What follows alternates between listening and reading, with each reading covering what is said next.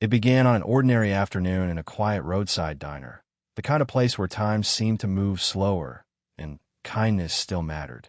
The waitress, a young woman with tired eyes and a gentle smile, moved between tables with grace, carrying more weight on her shoulders than the trays in her hands. She had learned to swallow insults with the same patience she served coffee, until that day. Seated in the corner, a rich teenager surrounded by his friends decided to turn her kindness into his entertainment. His laughter was loud, cruel, the kind that fills a room and drains all warmth from it. The customers pretended not to hear, uncomfortable but silent, as he mocked her uniform, her shoes, her trembling hands. To him, she was invisible, just another face behind a name tag, someone whose worth he could measure by her paycheck. He didn't know her story, the sacrifices she made to care for her little brother, the hours she spent walking home in the cold after every shift. To him, she was nobody. But fate, as it often does, was already turning its wheels, ready to teach him a lesson he would never forget. The sound came first, a deep rumble, faint at the beginning, like thunder in the distance. Then it grew louder, closer, until the windows of the diner began to tremble. Heads turned as the unmistakable growl of engines filled the air. One by one, motorcycles pulled into the parking lot, their riders wearing black leather and steel expressions. The laughter at the corner table stopped abruptly. The teenager's grin faltered when he saw the insignia on their jackets, Hell's Angels. The gang walked in with calm authority, their boots echoing against the floor. They weren't shouting, they weren't angry, but the room shifted around them like the air before a storm. They saw the waitress, the way her eyes darted toward the teenager, and in that instant, they understood everything. They didn't need an explanation. They had seen arrogance before, cruelty before, and they had long ago chosen to stand against it. No one spoke as the leader of the group approached the table where the teen sat frozen. He leaned in, his voice low but commanding. "You think respect is something you're born with, kid?" The teenager didn't answer. The leader glanced toward the waitress, then back at the boy. "Let's see if you can learn what it really means." The diner fell into complete silence, the kind that makes even the air stand still, as everyone realized that from that moment on, nothing in that place, or in that boy's heart, would ever be the same again. The leader of the Hell's Angels stood there for a moment, his gaze fixed on the boy who had just minutes ago been laughing. The weight of silence pressed against the teenager's chest. He could feel every pair of eyes in the diner on him. The man's presence was overwhelming, not violent, not loud, but powerful in a way that demanded respect without words. Slowly, the biker leaned forward, resting his tattooed hands on the table. "You think money makes you better than her?" he asked softly, and somehow that quiet voice carried more force than a shout ever could. The teenager swallowed hard. His arrogance began to melt away, replaced by a cold awareness that he had crossed a line he didn't even understand. His friends, who had once joined in his mockery, sat frozen, unable to move or speak. The waitress stood behind the counter, her heart pounding, unsure whether to intervene or to let whatever lesson was coming unfold. The leader's eyes, sharp and unreadable, never left the boy's face. "You wear expensive clothes," he said, "but you've never earned respect. You talk like you're strong, but you've never protected anyone in your life." The biker stepped back, gesturing toward the waitress. "Do you know what it takes to smile when the world treats you like you're nothing? Do you know what it means to work till your bones ache and still be kind?" His words were not meant to humiliate the boy. They were meant to reach him, to cut through the ignorance that shielded him from humility. The teenager couldn't meet his gaze. His throat tightened, and for the first time, he felt the sting of shame not as a punishment, but as an awakening. The other bikers watched in silence, their faces unreadable, but their eyes filled with something deeper: respect for the woman, disdain for the cruelty they had just witnessed, and maybe even a glimmer of hope that the kid might learn something from it. There was no chaos, no threats, just a quiet gravity that filled the room. The leader's voice lowered again. "If you can't treat people with respect, you'll never earn any yourself. Remember that." The diner remained completely still. The teenager's hand trembled as he reached for his drink, but his appetite had vanished. His reflection in the glass looked different, smaller, weaker, exposed. For the first time in his young life, he wasn't laughing. The waitress, still unsure what to say, looked at the biker leader and saw in his eyes something she hadn't expected: compassion. Rough, raw, but real. The biker leader turned away from the boy and walked toward the waitress. She stood stiffly, unsure what to do, her hands clutching her apron. "You all right?" he asked. She nodded, though her voice caught in her throat. "I'm fine," she said softly. But the truth was, she wasn't fine. She had endured worse insults before, yet something about the way he had stepped in, the way the room had gone still, made her feel seen for the first time in years. The leader placed a few bills on the counter, far more than the price of their coffee. "For the trouble," he said simply. But before he turned to leave, he looked at the boy again. "You see that?" he asked. "That's what respect looks like. Not fear, not money, just decency." The teenager nodded, his face pale, his voice barely a whisper. "I'm sorry." The words were quiet, awkward, but sincere.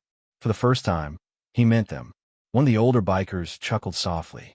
"Don't just say it, kid. Mean it with your actions." He nodded toward the waitress's tray, where empty cups waited to be cleared. "Start there." The boy hesitated, glancing toward his friends, but they said nothing.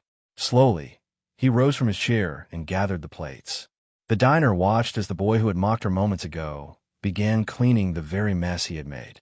It was awkward, imperfect, but genuine. The waitress's eyes softened.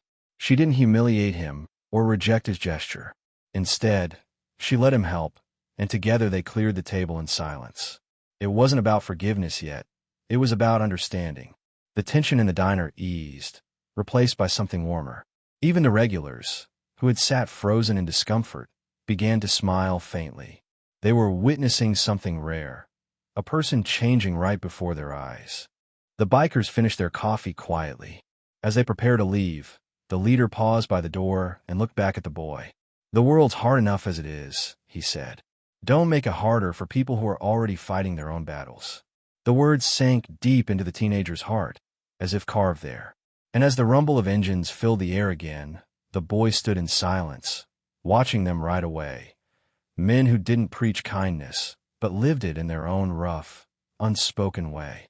As the roar of the motorcycles faded into the distance, a heavy silence lingered in the diner. The boy stood still, unsure what to do next. He stared at the empty doorway as though expecting the bikers to return, their presence still echoing in his mind. Around him, people had gone back to their meals, but their glances carried something new: approval, even admiration, not for his wealth or status, but for the small humility he had just shown. For the first time, he realized how much respect could weigh when it was earned instead of demanded. The waitress returned to wiping the counter, but this time her hands were steady. The same people who had looked away when she was humiliated now looked at her differently, their eyes filled with quiet gratitude.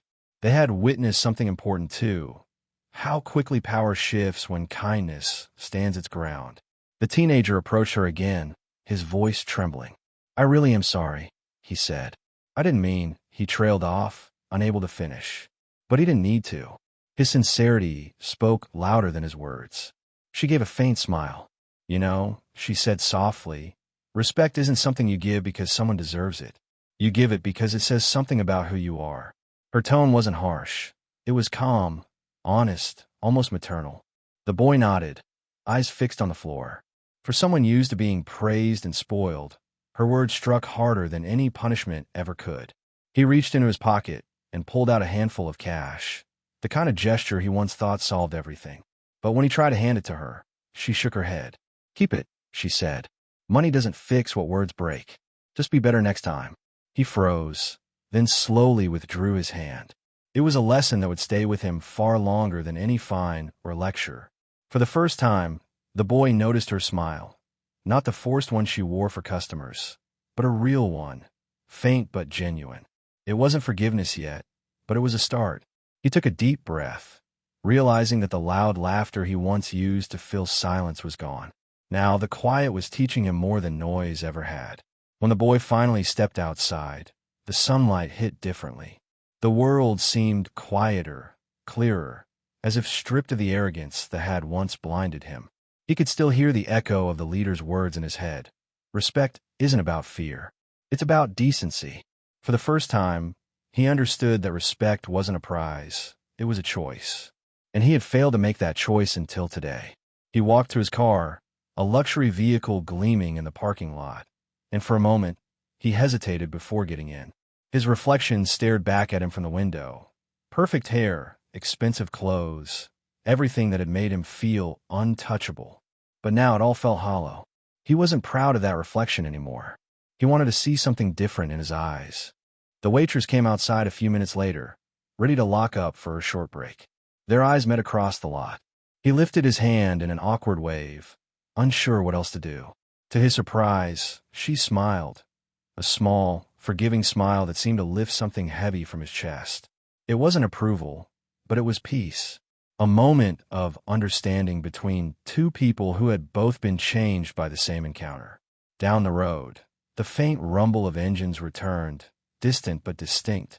He turned his head and saw the Hell's Angels again, riding past the diner, the sun glinting off their chrome.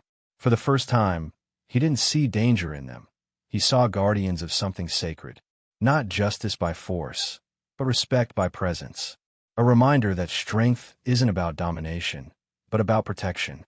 He watched them disappear down the highway, leaving behind the echo of thunder and the memory of a lesson he would never forget.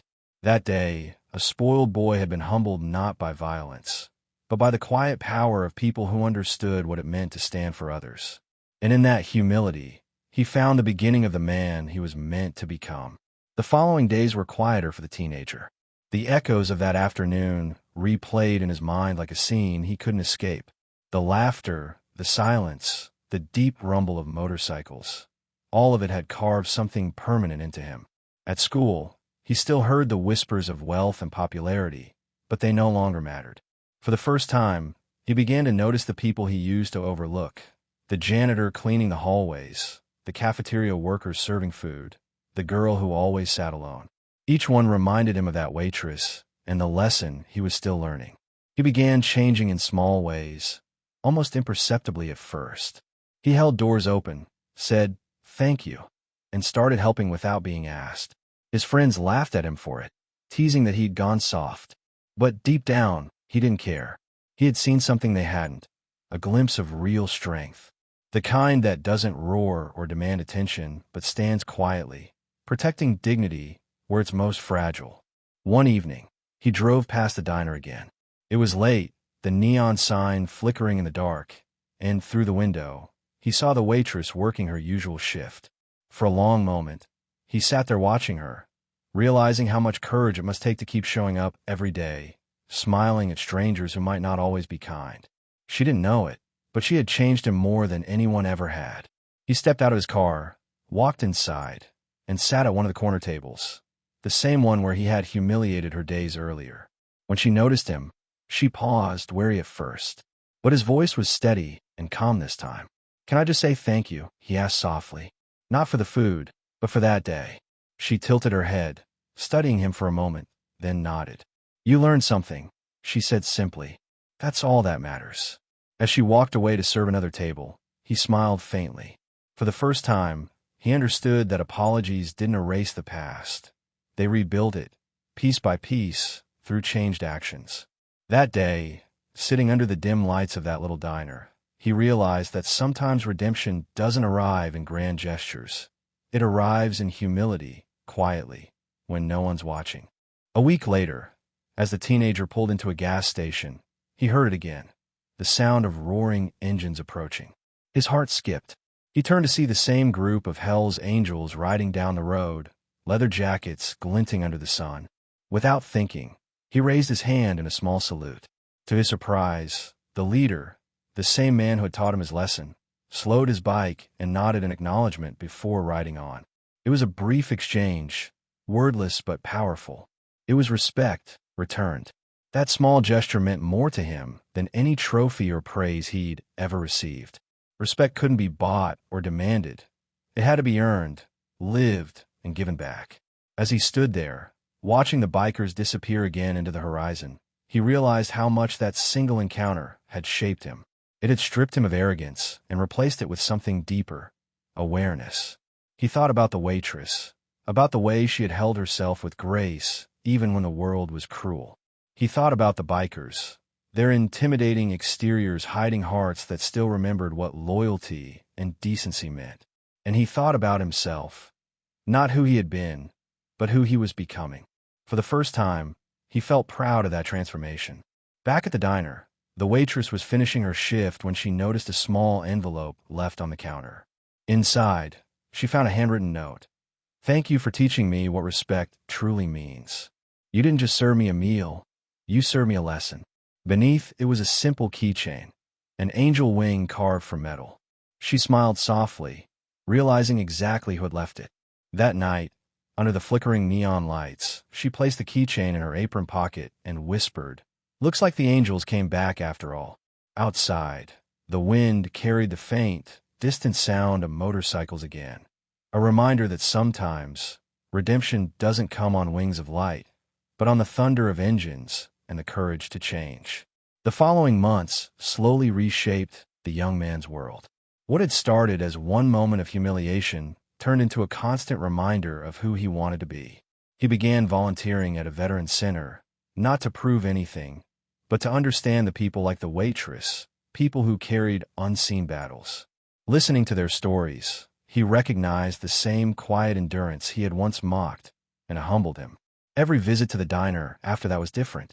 He no longer walked in as a customer demanding attention, but as someone who valued the space, the people, and the stories around him. The waitress noticed the change too. Where arrogance had once sat, now there was kindness, real, unspoken, and steady.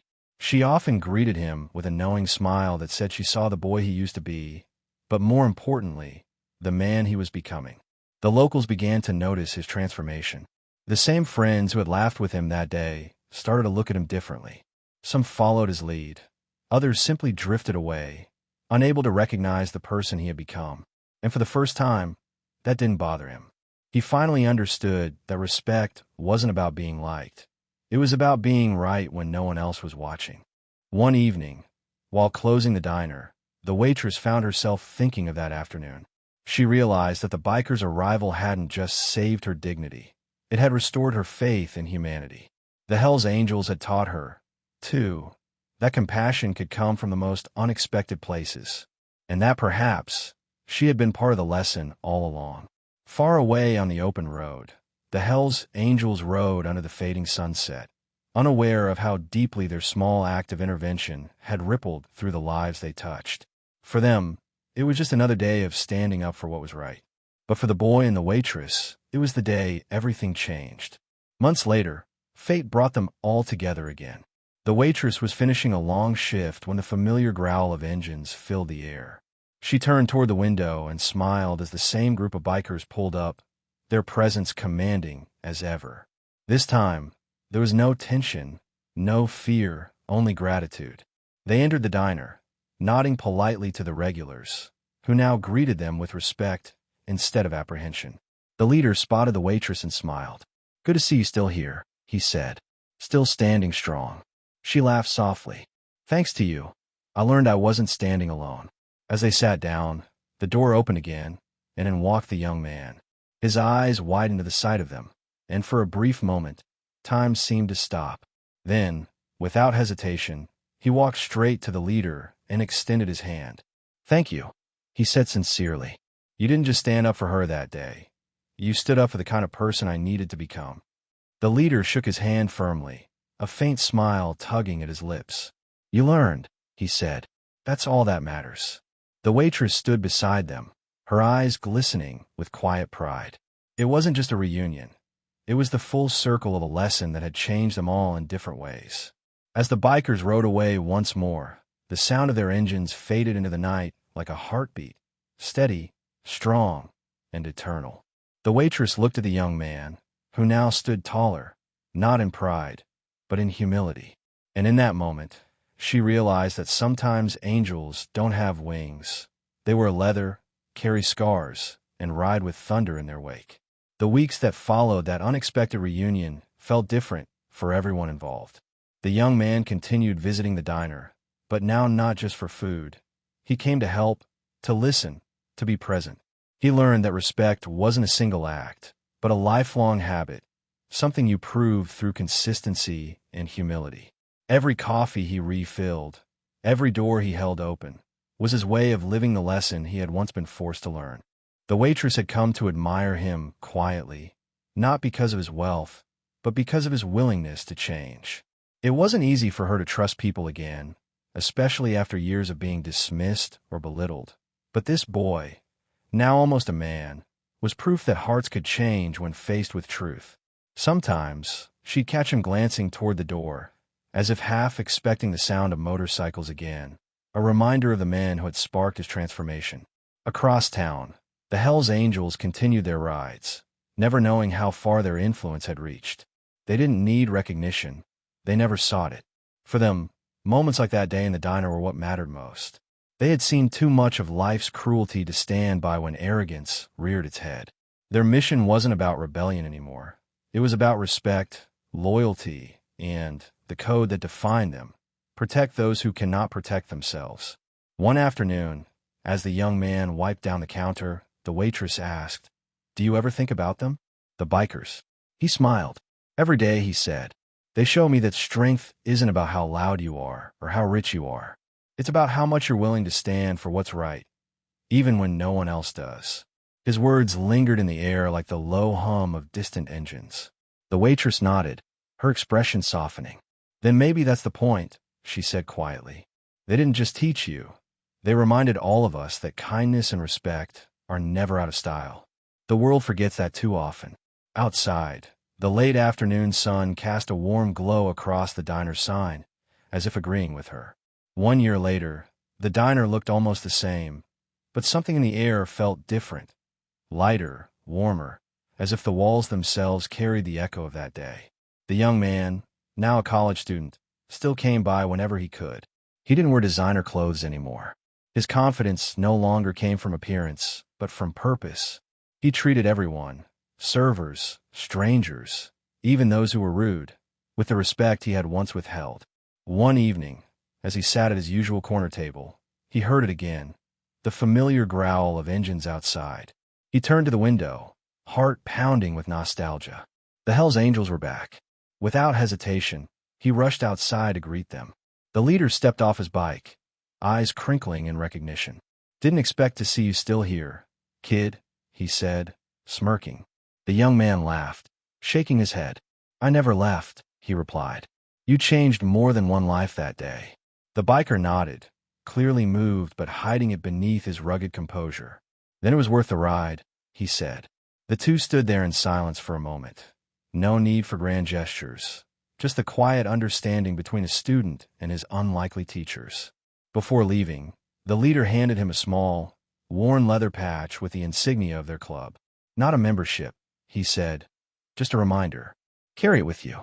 Every time you see it, remember that respect isn't something you demand, it's something you give." The young man accepted it with trembling hands, his eyes glistening with gratitude. As the bikers rode away into the sunset once more, the rumble of their engines faded, leaving only the whisper of wind and the faint glint of chrome disappearing on the horizon. The boy stood there, clutching the patch tightly in his palm, a symbol of everything he had learned. And though the thunder of their engines grew distant, their lesson never did. In that moment, he finally understood: real power doesn't come from fear, it comes from respect. That day in the diner was more than a clash between arrogance and humility. It was a lesson written in noise, silence, and the roar of engines that spoke louder than words ever could. The Hells Angels hadn't just defended a waitress. They had defended something sacred: the value of respect. In a world where people often measure worth by wealth and appearances, they reminded everyone that real honor lives in the way we treat those who serve us, help us, or simply cross our path. The boy who once laughed now carried that moment like a compass, guiding every choice that came after. He learned that strength isn't about dominance, it's about decency. That the loudest power doesn't come from money or reputation, but from quiet acts of courage and compassion. And as he grew older, that lesson shaped not just his actions, but the man he became. He learned that respect, once given freely, has the power to heal more than pride. It can heal people. The waitress, too, carried that night in her heart. Whenever she felt weary, she remembered how strangers had stepped in when no one else did. They reminded her that she was worth standing up for, that even in a world hardened by indifference, kindness still roared like thunder when it needed to. And each time she saw a young man or woman walk in her diner, she looked beyond their surface, remembering that sometimes those who seem lost are simply waiting for a lesson to awaken their better selves. And as for the bikers, they rode on, as they always did, leaving behind the echoes of their engines and the quiet imprint of change. They didn't need applause or recognition, because their purpose was never about being heroes. It was about being human. Their lesson was simple, but eternal. When you have power, use it to protect, not to belittle. When you have a voice, use it to lift others, not to crush them. That's the kind of respect the world needs more of. If this story moved you, let it remind you that every action counts. Show your support for stories that carry meaning. Leave a comment sharing what respect means to you. Give this video a like if you believe kindness still matters, and subscribe to the channel to keep this message alive. Because sometimes, the smallest gesture of empathy can become someone else's turning point. And maybe, just maybe, the sound of your own engine will inspire someone to change too.